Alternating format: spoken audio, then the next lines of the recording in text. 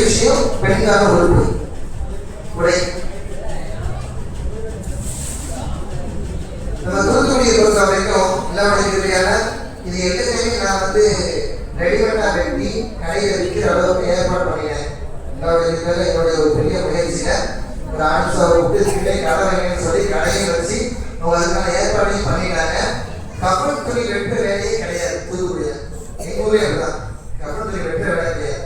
ஒரு 10 வருஷத்துக்கு முன்னாடி ஏதோ பெரிய பிரச்சனை, நான் ஒவ்வொரு இடமா போய் வெட்டி கொடுத்துட்டு இருக்கேன். அவருக்கு தான் வெட்டது, இவருக்கு தான் வெட்டது. நான் வெளியூர் போயிட்டா வெளியூர்ல போன் பண்ணுவாங்க, இன்னைக்கு பார்த்து வெட்டிக்கலாம் கேட்பாங்க. இந்த மாதிரி நடந்துச்சு. அதனால இப்போ வந்து வெட்டுற வேலையே கிடையாது. வெட்டி நம்பர் போட்டு தெளிவா தந்துடுவாங்க, யாருனாலும் பண்ணலாம் ஈஸியான முறையில. இப்போ முதல்ல உள்ளாடை வந்து இந்த மாதிரி வச்சிருப்பாங்க. நல்லா பாருங்க, ஆண்களுக்கும் பெண்களுக்கும் ஒரே மாதிரி தான் இருக்கும் உள்ளாடை. ஆண்களுக்கும் பெண்களுக்கும் வித்தியாசம் என்னன்னு சொன்னா, ஆணுக்கு கடைசியில் தலப்பா வரும், பெண்ணுக்கு நெஞ்சு துணி ஒண்ணு ஷால் ஒண்ணு, இந்த ரெண்டு தான் வித்தியாசம். மற்றபடியா எல்லாமே ஒரே மாதிரி தான் இருக்கும்.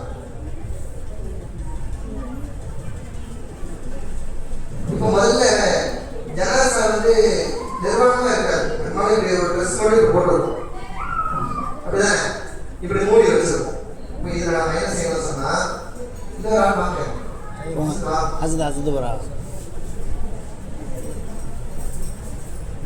பாத்தீங்களா,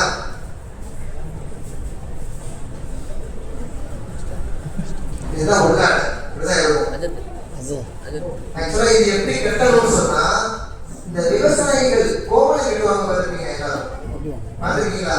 விவசாயம் பண்றவங்க பணமரம் ஏறணும்னா கோவலை கட்டுவாங்க பார்த்துருக்கீங்களா?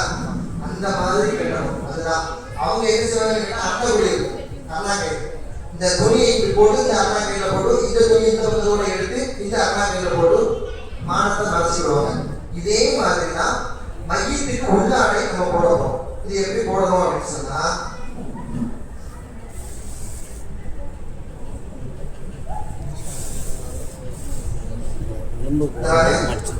இப்போ வந்து ஜனாசாவை பெறணும்.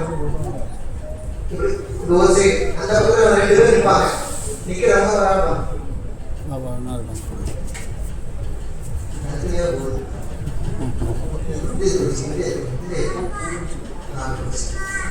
இப்படி பிடிச்ச உடனே ஒரு ஆள் என்ன செய்யணும், இந்த துணியை உள்ள கீழே வச்சாங்க, வச்சு இந்த கயிறுலாம் அந்த பக்கம் போற மாதிரி வச்சாங்க, வச்சுட்டு வச்சாங்க. காடு ஜனாசாக்கு ஒட்டி தான் இருக்கும். நம்ம வந்து தேவைப்படும் போது இந்த துணியை உள்ள விடுறதுக்காக நாளை கொஞ்சம் விரிக்கணும். இதுல ஆக்சுவலா வச்சு இருக்கு, இந்த துணி இப்படி உள்ளோட கொண்டு வரும்.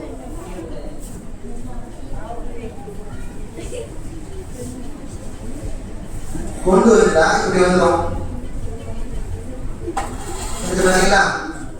இந்த மாதிரி வந்து, அதாவது ஜட்டி போட்ட மாதிரி மறைஞ்சு மரண மறைஞ்ச பிறகு இந்த கயிறு அந்த பக்கத்தில் ஒரு கயிறு, 2 கயிறை எடுத்துட்டு கெட்டியாரு. இங்கே நம்மளும் தெரியாது, சுருக்கா போட்டு கெட்டியாரு. கெட்டிட்டு இந்த துணி எடுத்து மேலே போட்டுட்டீங்கன்னா உள்ளாடை, இது ஒரு உள்ளாடை போட்டாச்சு. இதுக்கு அடுத்து பெண்ணாக இருந்துச்சுன்னா நெஞ்சு துணியும் ஒன்று வச்சிருப்பாங்க, அதில் எழுதிருப்பாங்க நெஞ்சு துணி. இந்த நெஞ்சு துணியை பெண்களுக்கு இப்படி முன் பகுதியை இப்படி போட்டு இந்த பக்கத்தோட என்ன செஞ்சாங்க, கெட்டி விட்டோம். பிறகு நாங்கள் சொன்ன முன் பகுதியை அதை சும்மா மடிச்சு வச்சா கூட போதும். அவங்களுடைய நெஞ்சு பகுதியில் போட்டு ஃபுல்லாக கவர் பண்ணி உள்ளாட போகிற மாதிரி மாற்றி வச்சோம். வச்சுட்டு இப்போ 2 உள்ளாட போட்டாச்சு. கீழே பாவாடை கட்டுறது, பாவாடைங்கிறது வேட்டி மாதிரி தான் இருக்கும், நாடகையெல்லாம் இருக்காது. ஆண்கள் வேட்டி விடுற மாதிரி இப்படிதான் இருக்கும். இதை நீங்க எப்படி போடணும் அப்படின்னு சொன்னா,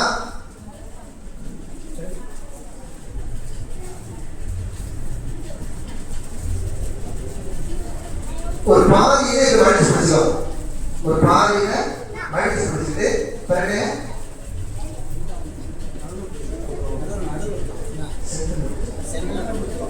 இந்த வேட்டியை வைக்கிற மாதிரி கரண்டிக்கு மேல வரணும், இங்க தொப்புளுக்கு மேல வரணும், நெஞ்சு வரைக்கும் வேறுபடாது. இந்த ஒட்டிங்களா கழுத்து வரைக்கும் வந்துடும், கழுத்து வரைக்கும் வரணும், மடிச்சு வைக்கணும்.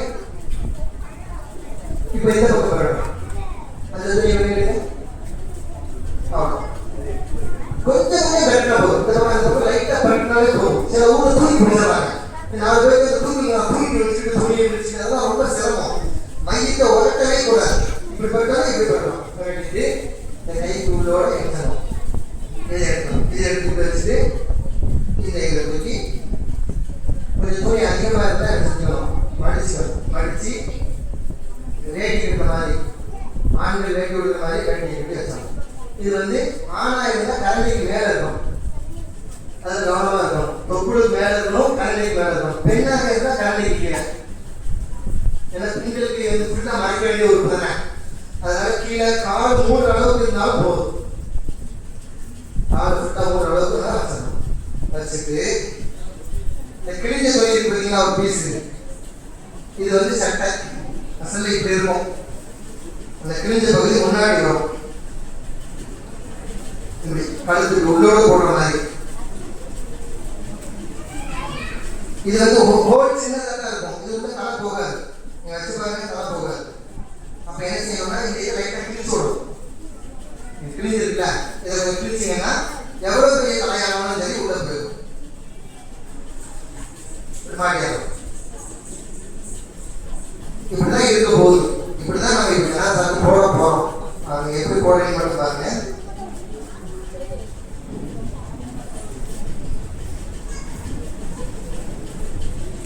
இந்த கிழிஞ்ச பகுதி இருக்கு இல்லையா, அது இப்படி மேல வரணும்.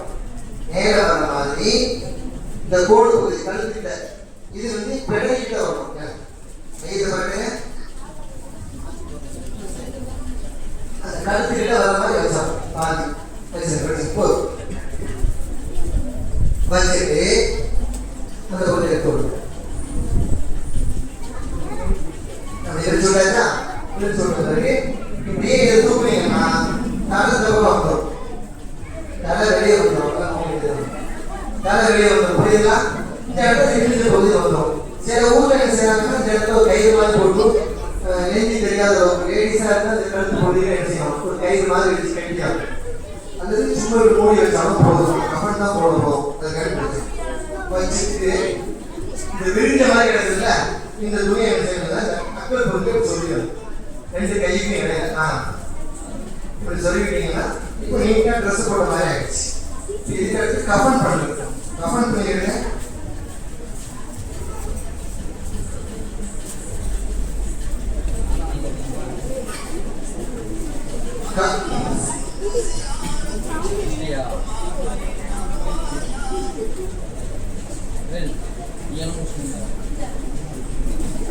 கஃபன் துணியை பொறுத்த வரைக்கும் 2 பெட் இருக்கும், 2 பெட்ஷீட். ஆணுக்கு 2 பெட்ஷீட், பெண்ணுக்கு 2 பெட்ஷீட்.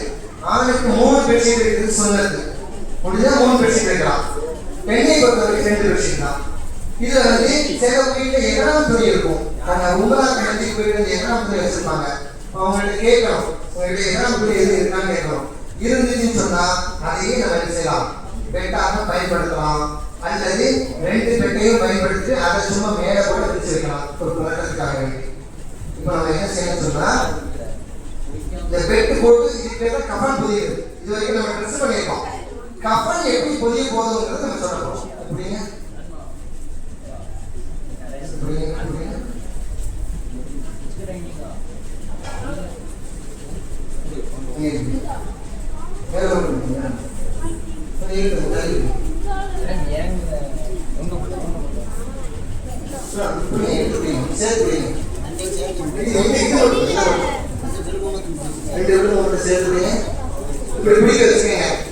புரியுதுங்களா? முதல்ல இப்படி பிடிச்சிட்டு இதை மட்டும் சொல்லிட்டு பாதி வரைக்கும் இது ஒரு கோடு வரும் பாருங்க, இந்த நடு கோடு வரைக்கும் அப்படி பாருங்க.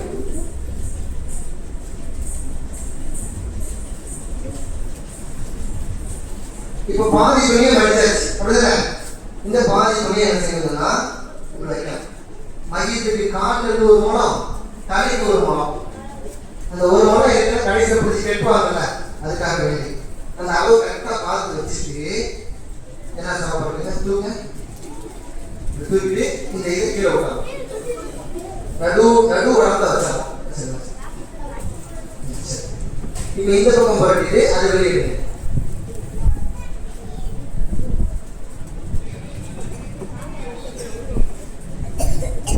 இப்ப அந்த பெட்டு கீழே போயிட்டு ஜனாசா மேலே வந்துச்சு. வந்துருச்சா? ஆனால் ஜனாசாவை காவல் கட்டப்படணும். காவல் இப்படி இருந்தால் ஜனாசா புரிய முடியாது.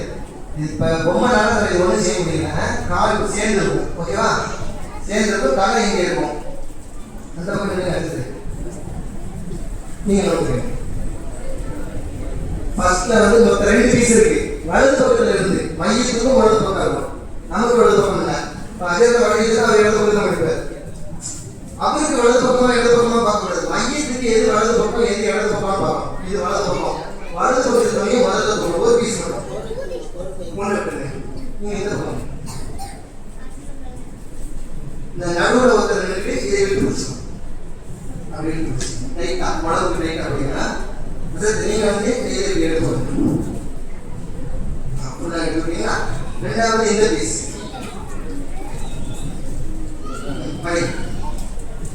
மூணாவது இந்த பீஸ். இது ஒவ்வொன்றா வைக்கணும். ஒவ்வொன்றா லேயர் லேயரா அடுக்க வைக்கும் போது அந்த உடம்பு பாகங்கள் வெளியே தெரியாம இருக்கும். அதுக்காக இது அதுக்கு அடுத்து இப்படி வச்சுட்டு கால் பகுதியில ஒன்று சேர்த்து இது வந்து கால் அகன்று இருக்கிறதுனால அகன்று இருக்கிறதுனால நமக்கு ஒன்று கட்ட முடியாம இருக்குது. ஆனா கால் ஒடுக்கி இருந்தான்னு சொன்னா ஈஸியா முடியும். ஒரு நிமிஷம்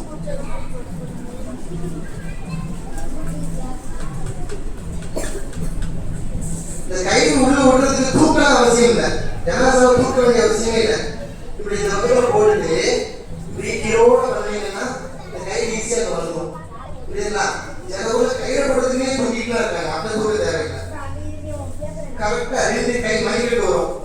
2 கை தப்பா வருதுல, இந்த கையினுடைய மணிக்கட்டு இந்த இடத்துல இடுப்பு கிட்ட வர மாதிரி அடி வைத்து உங்களுக்கு கீழே அடி வைத்து இந்த கை கிட்ட வர மாதிரி சேர்த்து வச்சு என்ன செய்யணும்? ஒரு கட்டு போடணும். எல்லா கட்டுமே சுருக்கா தான் போடணும்.